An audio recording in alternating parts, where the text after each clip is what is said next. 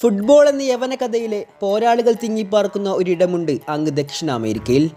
പോരാട്ട ഭൂമിയോട് നിൽക്കുന്ന അമേരിക്കയുടെ മണ്ണിലേക്ക് ബ്രസീലിയൻ മണ്ണിൽ നിന്നും ഒരു കൂട്ടം പടയാളികൾ യാത്രയാവുകയാണ്. ജോഗോ ബോണിറ്റയുടെ താളത്തിൽ മൈതാന ദിക്കുകളിൽ ആവേശം ചൊലുത്തി പന്തിരുളും മൈതാനത്ത് തീപടർത്തും ഉന്മാദികൾ. എന്നാൽ ലോകം കാൽ കീഴിലാക്കിയ ബ്രസീൽക്കാർ ഇന്നിൻ്റെ നാളുകളിൽ തകർന്നടിഞ്ഞവരാണ്. അത്ഭുതങ്ങളും വിസ്മയങ്ങളും ഉയർത്തെഴുന്നേൽപ്പും കണ്ട ബ്രസീൽക്കാർക്ക് ഒരു തിരിച്ചുവരവ് അനിവാര്യമാണ്. അല്ലെങ്കിൽ എങ്ങനെയാണ് കാൽപന്ത് ലോകത്തിൻ്റെ മനോഹാരിത നമുക്ക് കാണാൻ സാധിക്കുക? ഈ വർഷത്തെ കോപ്പ അമേരിക്കക്ക് പന്ത് തട്ടാൻ സജ്ജമായ ബ്രസീലിൻ്റെ ആ അത്ഭുത സ്ക്വാഡിനെ കുറിച്ചാണ് ഈ വീഡിയോയിൽ നമ്മൾ പറയാൻ പോകുന്നത്.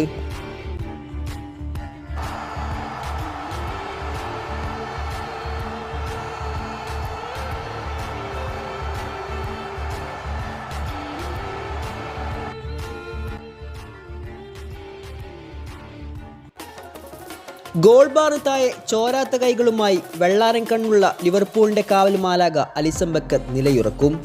കൂട്ടിന് മാലാകന്മാരുടെ വേഷമണിഞ്ഞ് രക്ഷാവലയം തീർക്കാൻ ബെൻഡോ ആൻഡ് റാഫേൽ.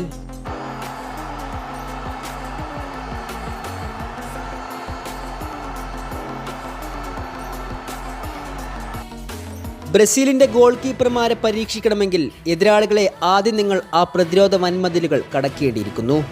എതിരെ വരുന്ന എതിരാളികളെ താഴ്ത്തി പൂട്ടിക്കൊണ്ട് പ്രതിരോധ കവചം തീർക്കാൻ റയലിൻ്റെ കോട്ടയിലെ പ്രധാന അസ്ത്രം എഡർ മിലിറ്റാവോ. കൂടെ എതിരെ വരുന്ന മുന്നേറ്റങ്ങളുടെ മുനയൊടുക്കാൻ Lucas ബെർണാൾഡോ, കെലിസൺ ബ്രീമർ, യോൺ Kaunda and Wendell.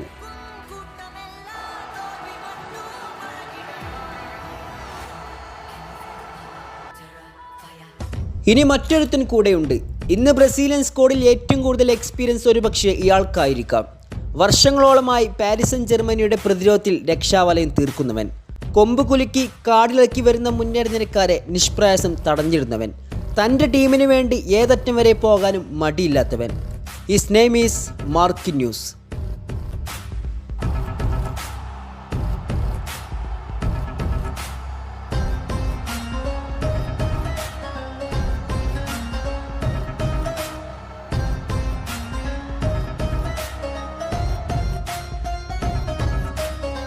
Dorival Junior എന്ന ചാണക്യൻ്റെ പ്രതിരോധം കണ്ട് നിങ്ങൾ വിറച്ചു പോയെങ്കിൽ ഇനി പറയാൻ പോകുന്നത് എതിരാളികൾ പേടിയോടെ നോക്കുന്ന അവരുടെ മധ്യനിരക്കാരെ കുറിച്ചാണ്.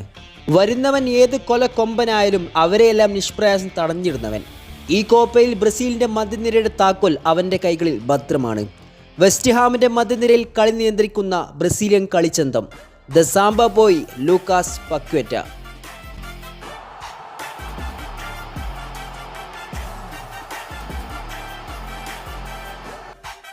അദ്ദേഹത്തോടൊപ്പം എതിരാളികളുടെ കാലുകളിൽ നിന്ന് പന്ത് റാഞ്ചിയെടുത്തുകൊണ്ട് മധ്യനിരയിൽ നിന്ന് തന്നെ എതിരാളികളെ നിഷ്പ്രഭമാക്കാൻ Ederson, Joao Gomes, Bruno, Douglas Luiz and Andreas Pereira.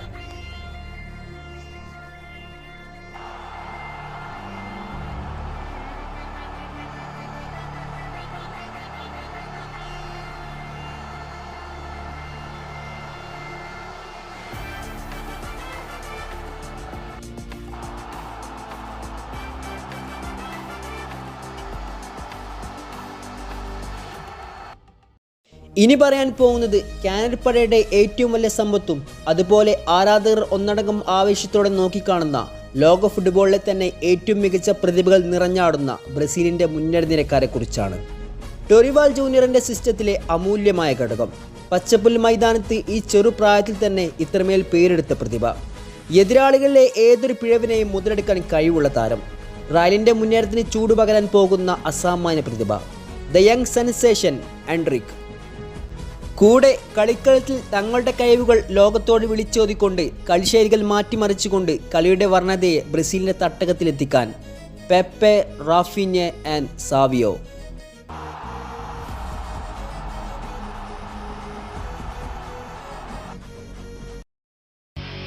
ഇനി വരുന്നവൻ അങ്ങ് ഇംഗ്ലീഷ് പ്രീമിയർ ലീഗിൽ നിന്നുമാണ്. ആർസണലിൻ്റെ ജേഴ്സിൽ തൻ്റെ പ്രതിഭാധാരാളിത്യം കൊണ്ട് സ്ഥിരസാന്നിധ്യമായവൻ. ആർട്ടറ്റെ തൻ്റെ തന്ത്രങ്ങൾ ഗ്രൗണ്ടിൽ നടപ്പിലാക്കുമ്പോൾ അതിൽ എണ്ണയിട്ട യന്ത്രം പോലെ പ്രവർത്തിച്ച് എതിർ പോർക്കളത്തിൽ ഭീതി പടർത്തുന്നവൻ. ഭാവിയിലെ ബ്രസീലിയൻ പടക്കോപ്പ് ഗബ്രിയേൽ മാർട്ടിനെലി.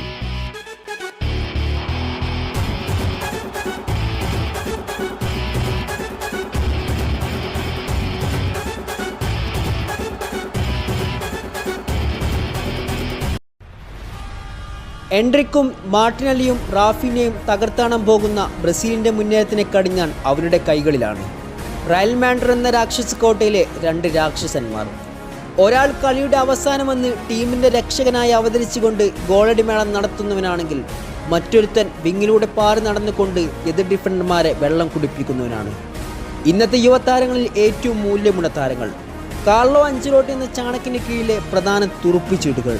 ബ്രസീലിൻ്റെ മുന്നേറ്റത്തിൽ സാമ്പാ നൃത്ത ചുവടുകൾ വെച്ചുകൊണ്ട് താണ്ഡവമാടാൻ പോകുന്ന രണ്ട് പ്രതിഭാശാലികൾ, Rodrygo and Vinicius junior.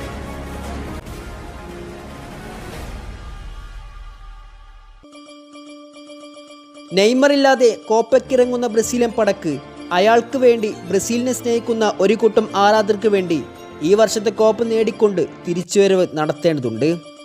All the best Brazilian team.